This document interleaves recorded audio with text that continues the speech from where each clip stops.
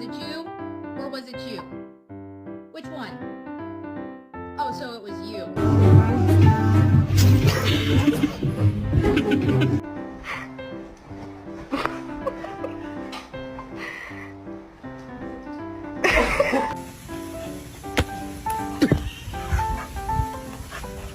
Get in. Get in.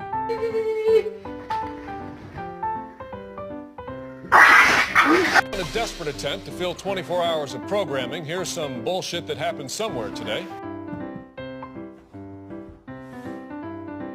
Why